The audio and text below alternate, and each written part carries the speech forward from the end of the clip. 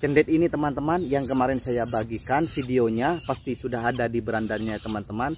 Sekarang sudah bisa nangkring, sudah lompat sarang, bahkan sudah bisa makan sendiri, mandiri teman-teman. Bahkan masteran yang saya berikan sudah mulai ngeriwi, sudah mulai bongkar isian meskipun sedikit-sedikit. Assalamualaikum warahmatullahi ta'ala wabarakatuh. Berjumpa lagi dengan channel yang membahas tentang seputar burung peliharaan, beternak burung, baik itu beternak sendiri atau meliput narasumber yang beternak burung, baik itu burung rumahan, burung ocehan maupun burung kicauan. Pembahasan video kali ini yaitu masalah pemasteran cendet yang efektif, akurat agar saat dewasa bisa bongkar isian teman-teman.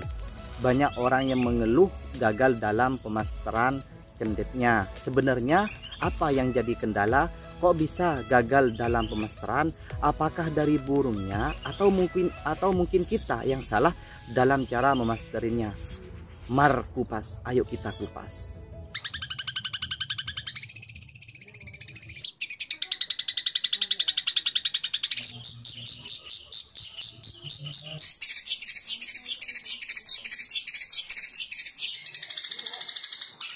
Memang semua pecinta burung cendet pasti menginginkan burung gacuan yang bagus, postur yang bagus, nangkring satu titik, materi yang komplit. Bahkan saat bongkar isian pasti ingin lagu panjang dan rapat, volume yang tembus.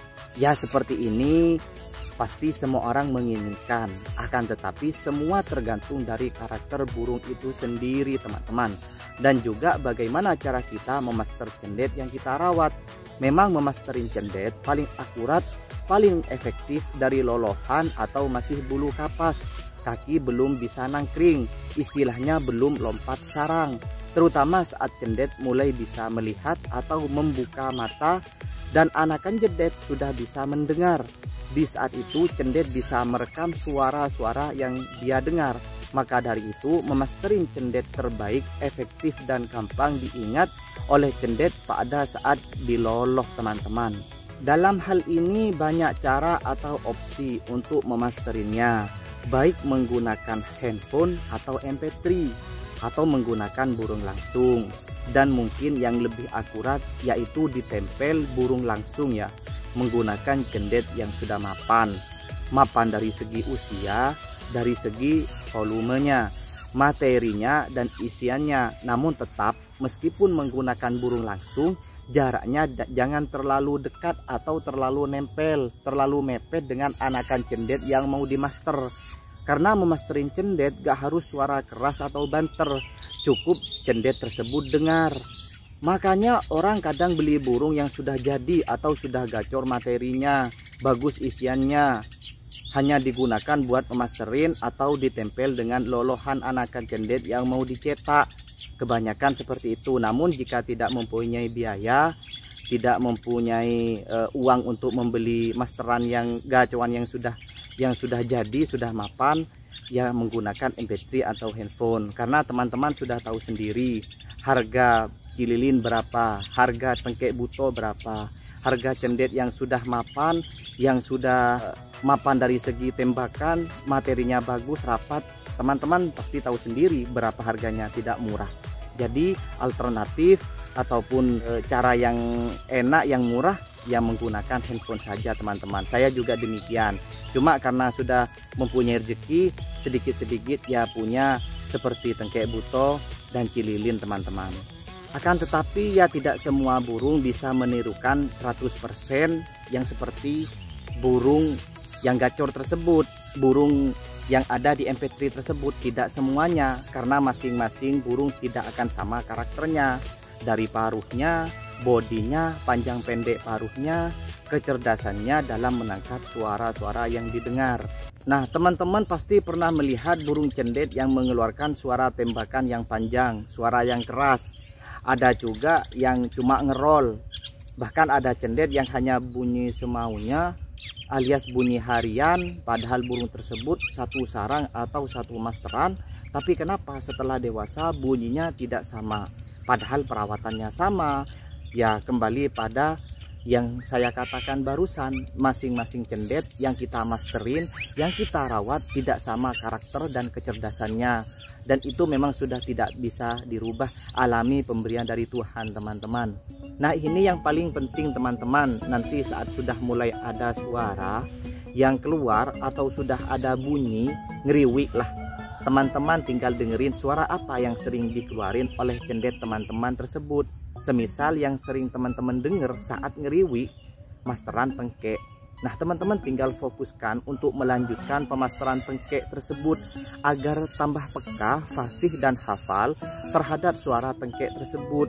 Jangan acak teman-teman dalam pemberian pemasteran pada cendet yang sudah ngeriwi, biar tertata rapi isiannya saat dewasa nanti.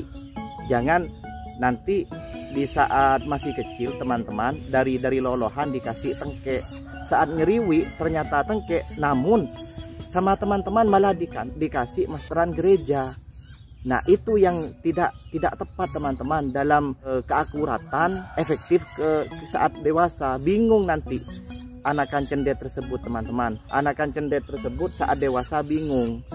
Nah harusnya teman-teman ketika sudah dewasa sesuaikan dengan masih lolohan. Misalkan gereja, terus gereja di saat ngeriwi sudah mulai ngeriwi gereja tarung, kasih gereja tarung saat dewasa teman-teman.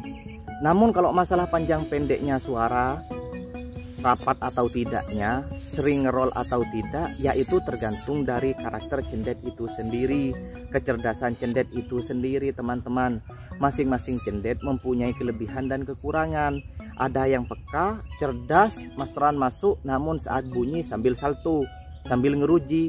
Ada juga cendet yang cuma bunyi biasa, bunyi tidak panjang, tidak ngerol, tidak rapat. Namun saat bunyi main anteng, nagen, nangkring satu titik. Jadi kalau masalah karakter, kita sebagai penghobi tidak bisa merubah tabiat aslinya teman-teman. Hanya saja menurut saya pemasteran lolohan anakan cendet dari dulu tidak ada yang namanya gagal master ya teman-teman. Yang ada hanya kita gagal memprediksi masteran apa yang efektif, akurat, lagu apa yang harus kita berikan pada burung tersebut dari lolohan hingga dewasa. Makanya teman-teman saat merawat cendet tersebut, saat sudah mulai ngeriwi seperti kata saya yang barusan, teman-teman tinggal fokus saja dengarkan baik-baik lagu apa yang sering keluar saat ngeriwi. Jadi teman-teman tinggal meneruskan materi tersebut. Ya mungkin itu saja ya teman-teman, cara kita memaster burung cendet agar tidak gagal saat dewasa nanti sesuai dengan keinginan kita. Yang kita berikan dari lolohan, lagu yang kita berikan dari lolohan teman-teman.